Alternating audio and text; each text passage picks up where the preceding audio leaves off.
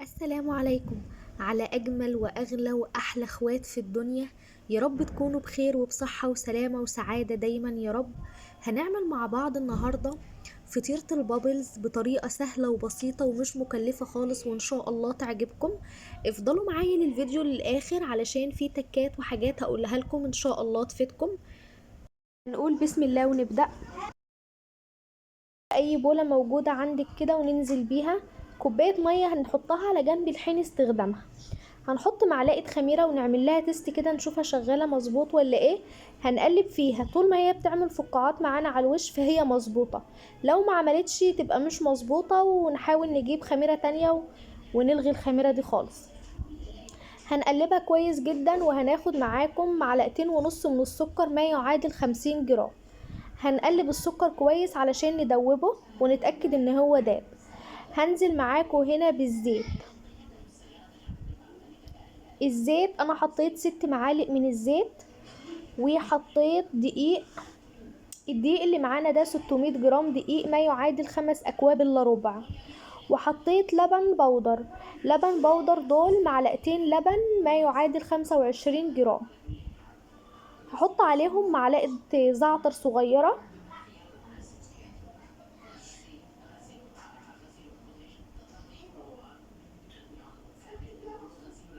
وهقلبهم مع بعض كده كويس جدا.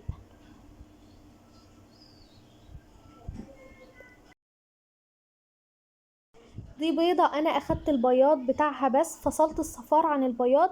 هستخدم الصفار بس ركنته على جنب ونغطيه باي حاجة. لو ما عندكيش استرتش راب تقدري ان انت تغطيه باي كيس عادي علشان ما ينشفش معانا، وده مش مستحب خالص. هنقلبهم كويس مع بعض. هبدأ ان انا اقلب الدقيق بالمكونات اللي انا حطيتها على الناشف، وبعد كده المية اللي انا ركنتها دي هبدأ ان انا استخدمها بقى عادي خالص. ما تحطيش المية في البداية لان في دقيق ما بيقبلش المية الكتير، ممكن مع كوباية اللبن اللي انت حطيتيها تعجن العجنة كلها. فانت هتسيب الكوباية قدامك كده علشان في انواع دقيق بتسيح من اقل حاجة. انا مستخدمة دقيق ايه؟ انا مستخدمة ماركة الاهرامات، وانا برتاح في الدقيق ده جدا. عندك انواع دقيق كتير قوي اللي انت جربتيه وبتحبيه تقدري تستخدميه. هنا ركنت المعلقة خالص وهبدأ ان انا استخدم ايدي. اهم حاجة في المخبوزات زي كل فيديو ما بقولكوا عجينة كويسة علشان يبقى معاكي مخبوزات هشة وطرية وليها قلب من جوه. لازم تكوني عجناها كويس جدا. مش معنى ان انت عملتي نفس المكونات ان هي تبقى كويسة وانا كده خلاص عملت اللي عليا. لا طبعا لازم تعجني العجينة معاكي تبقى طرية جدا وناعمة. ما يبقاش هوريكوا دلوقتي ان انا خلاص كنت عجنتها وخلصتها وشكلها يدي ان خلاص معجونة كويس جدا، بس هتيجي تفتحي قلبها من جوه هتلاقي المسام بتاعتها واسعة جدا وتلاقيها بتتقطع معاكي. طول ما هي بتتقطع معاكي كده اول ما بتفرديها اعرفي ان انت مش خادمة العجينة كويس. طبعا المخبوزات عجينة مخدومة كويسة. فانا بدأت ان انا اعجن فيها، وعلشان العجينة تيجي معاكي على طول اعجنيها شوية وسيبيها دقيقة على رخامة المطبخ عادي. انا هنا كنت بختبر العجينة طبعا بتتقطع مني. اعجنيها كويس، هتسيبيها دقيقة. مجرد ما تسيبيها دقيقة وترتاح على الرخامة هترجعي لها هتلاقيها نعمت خالص معاكي وطريت وبقت كويسة. لو العجينة برضو تعبتك وحسيتي ان هي جامدة قوي وانت بتعجني الدقيق بتاعك بيشرب مية عن الدقيق بتاعي، تقدري تجيبي طبق كده موجود عندك فيه شوية مية وتبلي ايدك مية وتبدأي ان انت تعجني تاني. هتسهل عليكي كتير. وطبعا ان حبايبي اللي عندهم الدقيق الغله العادي بتاعنا العادي يقدروا ان هم يستخدموه عادي خالص لو متاكدين ان هو كويس. سبتها دقيقه وهجيب معاكم كوبايه صغيره فيها شويه ميه. انا ببل ايدي فيها وببدا ان انا اعجن تطرى معايا وتيجي معايا على طول لان حسيت ان هي جامده قوي وانا عايزه العجينه بتاعتي تبقى طريه شويه. تعالوا نتكلم عن بديل. لو مش موجود عندك لبن وانت عايزة تعمليها تقدري ان انت تلغي فكرة اللبن، ولو عندك علبة زبادي تقدري تعملي بيها عادي مفيش اي مشكلة. لو مش موجود زبادي وعندك شوية لبن غليتيهم وقطعوا كده تقدري تحطيهم. ولو مش موجودين تقدري تزودي معلقة لبن بودر مع اللبن اللي انت حطيتيه وتكملي بنص كوباية مية. عادي، ما تخليش حاجة تقف معاكي. ده بالنسبة للبن. اظن بقى البيض لو ما بتحبوهوش، طبعا البيض بيخلي العجينة هشة اكتر. لو حبايب قلبي برضو اللي عندهم حساسية والبيض ممنوع، يقدروا ان هما ما يحطوش بيض خالص، ما فيش اي مشكلة، مش هتأثر على العجينة. بس لما بتحطي البيض بتبقى هشة ومرفوعة اكتر. تقدري ان انت تحطي معلقة خل وتلغي بقى البيض، ما فيش اي مشكلة خالص. انا هنا فردت العجينة وحطيت عليها معلقتين من الزبدة. لو ما عندكيش زبدة تقدري تحطي قطعة من السمنة عادي، ما فيش اي مشكلة. ولو ما فيش سمنة تقدري ان انتي الست معالق زيت اللي احنا حطيناهم، هنحط 4 في الاول وهنحط 2 في الاخر. وانا هنا كنت خلاص لميت العجينة. انتوا طبعا شفتم والعجينة اول ما حطيت عليها السمنه بدات ان هي تتقطع وتتهري. اوعي في الوقت ده تحط دقيق، لان انت هتبوظي العجينه لو حطيتي دقيق. انا هنا خلاص العجينه بتاعتي بقت ناعمه وبدات ان هي تطرى معايا عن الاول بكتير. انا هاخدها كده كمان شويه وكده يبقى خلاص. هنا خلاص العجينه بقت ناعمه معايا جدا، المسام بتاعتها كلها مقفوله، بقت كويسه وطريه خالص زي ما انتوا شايفين كده. كنت بوريكم ان هي نعمت ومسامها بقت كويسة خالص. هتجيبي البولة، اهم حاجة تدهنيها من تحت زيت ومن الجناب، وتدهني برضو العجينة من فوق زيت علشان لما نيجي نغطيها بالاسترتش راب ما تلزقش فيه او بالكيس اللي انت هتغطيه. هنركن العجينة على جنب شوية لحد ما تخمر، وهنجيب قطعتين من جبنة القريش او قطعة ونص او قطعة جبنة قريش وجبنة تلاجة، وهتحط عليها فلفل اخضر ورشة بابريكا ورشة زعتر، معلقتين زيت، شوية ملح صغيرين وشوية كمون. عندك خضرة محشي وبتحبيها ماشي، مفيش عادي مفيش مشكلة.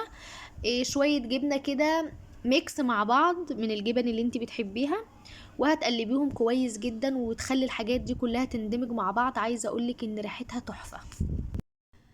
قلبتهم مع بعض برضو كويس خالص علشان كل حاجة تندمج مع بعضها، وسبتهم بقى على جنب وجيت علشان اشوف ايه العجينة بتاعتي عاملة ازاي. تبارك الله كانت خمرت وبقت بالشكل التحفة ده.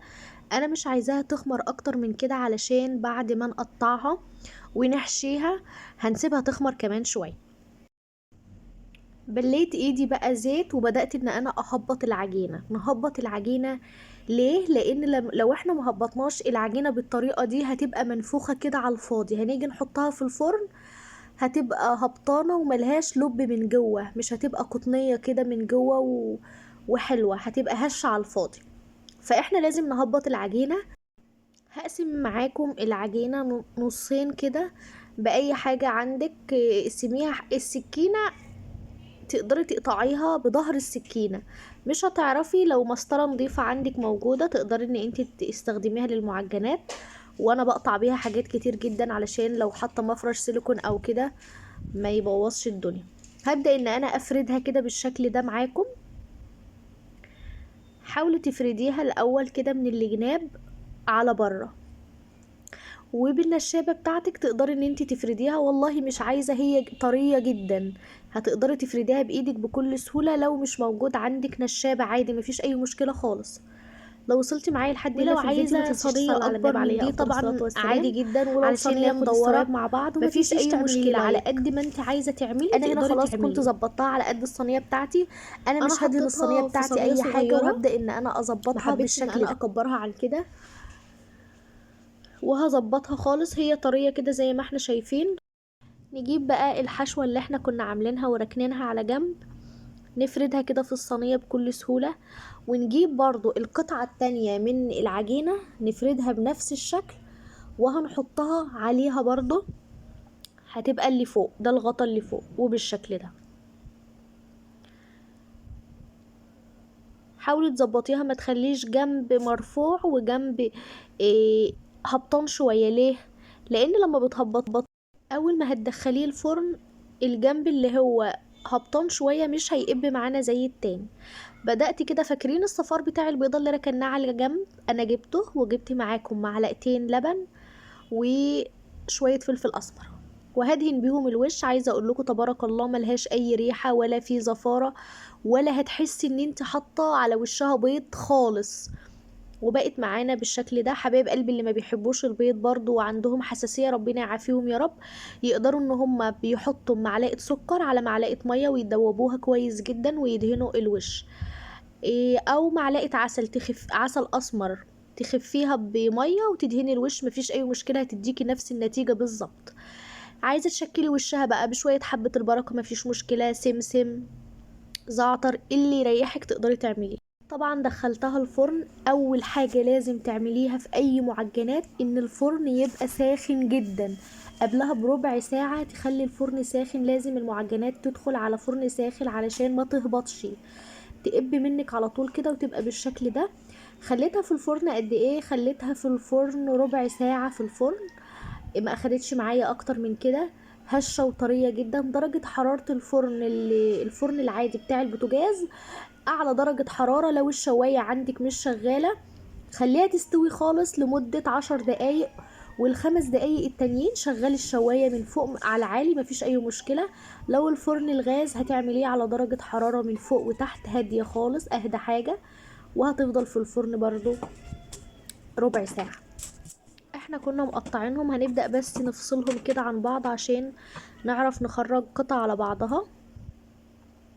انا قطعت الحتة دي، شكلها تحفة، طعمها خطير تبارك الله، ريحتها في البيت تحفة، هشة جدا. هي علشان سخنة انا مكنتش عارفة امسكها، بس هي طرية وقلبها حلو قوي، مش معجن خالص، والحشوة خطيرة فيها.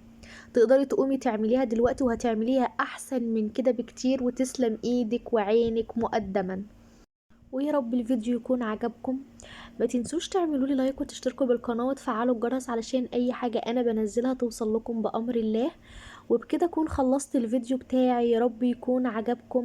دمتم في رعاية الله وحفظه. سلام عليكم.